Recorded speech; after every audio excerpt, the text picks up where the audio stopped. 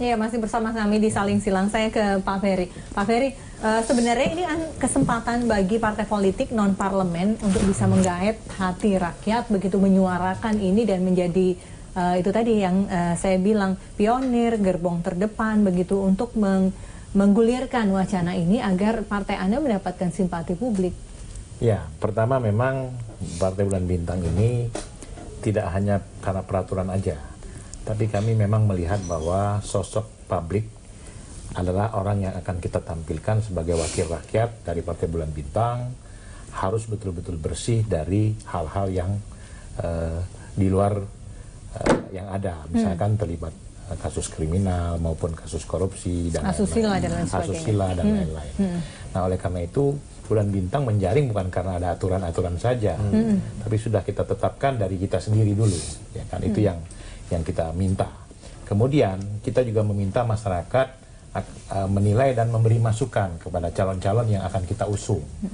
Jadi kita akan publish ke media dalam daftar calon sementara nanti bahwa si A si B di dapil-dapil ini bagaimana karakternya dan bagaimana posisi dia sendiri. Kan yang tahu kan, oh nanti ada macam-macam, termasuk kemarin waktu mencalonkan pilkada itu banyak masukan mengenai si A, si B, si C. Itu kita terima, kita baca, kita pelajari, kita tanya, ya kan. Misalkan calon si A itu ketua umum Bulan Bintang pernah terlibat begini-begini, pernah melakukan begini-begini, itu ada. Jadi dari LSM maupun dari masyarakat itu ada. Nah, dari hal itu kita akan investigasi langsung ke yang bersangkutan mau kepada pendukungnya. Oke. Tapi pertanyaan saya lebih kepada mengapa tidak menjadi pionir? Mengapa tidak mempergunakan kampanye ini untuk merebut hati rakyat untuk bisa memilih caleg-caleg dari PBB? Kita siap saja untuk menjadi pionir. Ya, tapi tidak ada keputusan partai hingga saat ini. Bukan, kami belum ada praksi di Senayan. Tidak. Lalu menjadi kampanye sampai hari Senin malam tadi, begitu. Bisa. Kalau ini memang dinaikkan keinginan rakyat sedemikian itu, nanti partai-partai yang di parlemen akhirnya surut, begitu. Iya, makanya kita mendorong sekarang kepada partai-partai yang ada di parlemen, ya kan, agar supaya membuat aturan yang baik. Ya, aturan tadi seperti mantan napi koruptor tidak boleh nyalek, ya kan? Itu kita setuju sekali, sangat setuju. Cuman aturannya itu harus dipertegas di DPR sana, ya kan? Jangan sampai nanti tidak jelas undang-undang ini gitu loh, sehingga ada yang nanti melakukan judicial review juga, ya kan?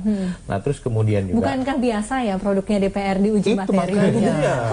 Jadi produk-produk DPR ini aneh gitu loh, menyangkut kepentingan mereka dan kelompoknya. Oh begitu ya. Kebetulan nanti kalau PBB masuk di parlemen akan berbeda begitu. Kita akan berbeda. Nah, atau sama saja. Pokoknya kita akan lakukan perbaikan lah. Oke. Saya ke Mas Hendar Sam. Mas, tadi Anda mengemukakan sesuatu yang berbeda begitu. Anda katakan sebetulnya ya sah-sah saja semua caleg dengan latar belakang apa saja. Kalau kemudian latar belakangnya ex-napi, itu kan mereka sudah dihukum atas kesalahannya begitu. Ini kita bicara hak asasi manusia begitu. Silakan Mas. Ya, saya bicara bukan dari sudut pandang sudut pandang parpol ya, keputusan parpol itu sendiri.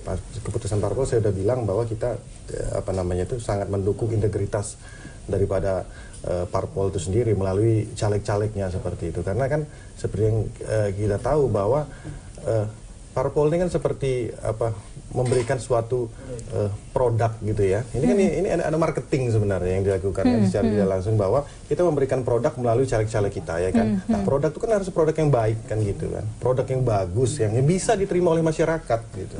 Nah, itu yang harus kita ini kan, dan Gerindra sudah melakukan itu sebenarnya, bahwa kita sudah mencoba sekuat tenaga untuk menjaring para caleg-caleg kita ini adalah caleg-caleg yang berkualitas, punya integritas, punya kapasitas, profesionalismenya juga harus dikedepankan, dan itu terbukti bahwa dengan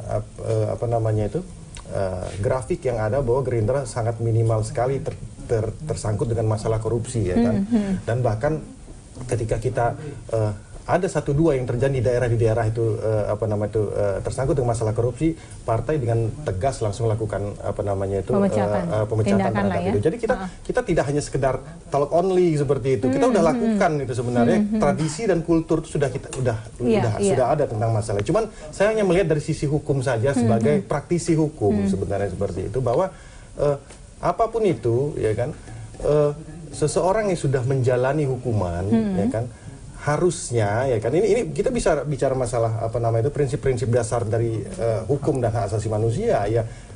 Ketika sudah menjalani masa hukuman, dia tidak boleh lagi dihukum dengan hal-hal tertentu gitu loh. Disangkut pautkan dengan masa lalunya seperti itu ya. Makanya, ya kan, di dalam beberapa putusan tindak pidana korupsi, ya kan, itu secara tegas mencabut hak politiknya. Selama berapa tahun? Selama gitu. beberapa tahun. Lalu Nah, itu artinya apa? Artinya bahwa ada sanksi terkait dengan hak politik itu. Jadi itu tapi harus konstitusional seperti itu melalui suatu putusan tertentu. Jadi kalau akhirnya nanti tidak ex napi ini apa namanya itu dihukum bersalah tapi tidak dicabut hak politiknya, tapi dicabut hak politiknya atau dibelenggu oleh KPU. Nah, ini secara prinsip-prinsip hukumnya yang harus jelas kita mengenai masalah itu. Saya pribadi nggak ada masalah, hati nurani kita bicara bahwa semua apa namanya itu tindak pidana termasuk tindak pidana korupsi itu adalah hal yang bersifat buruk sekali buat ini. Jadi nggak ada masalah tentang masalah itu. Oke, baiklah. Tadi kita sudah tersambung dengan komisioner KPU yang sedang RDP dengan Komisi 2 DPR. Saatnya kita tersambung dengan Rambe Kamaruzaman, salah satu anggota Komisi Pemerintahan DPR. Selamat malam, Pak Rambe. Selamat malam. Iya, Pak Rambe. Tadi bagaimana jalannya RDP? Katanya fine-fine saja dan akan dilanjutkan pada hari Senin malam. Pertanyaan saya adalah, walaupun belum dibahas soal ada rencana KPU untuk membuat PKPU mengenai pembatasan atau pelarangan bahkan caleg partai politik yang berlatar belakang narapidana, bagaimana sikap dari Komisi 2? Iya. Yang paling penting, walaupun belum masuk, tadi kita bahas soal kampanye ya. Tapi yang hari Senin ini memang sudah diajukan surat oleh KPU agar membahas tentang pencalonan. Jadi wacana yang berkembang itu kan KPU sudah sampaikan. Saya selintas tadi mendengar dari sisi hukum, dari sisi kehendak bagaimana harus kita bersikap tentang ini, tapi dapat saya katakan bahwa undang-undang yang ada baik pilkada maupun di pemilu kan dibuat aturannya secara hukum.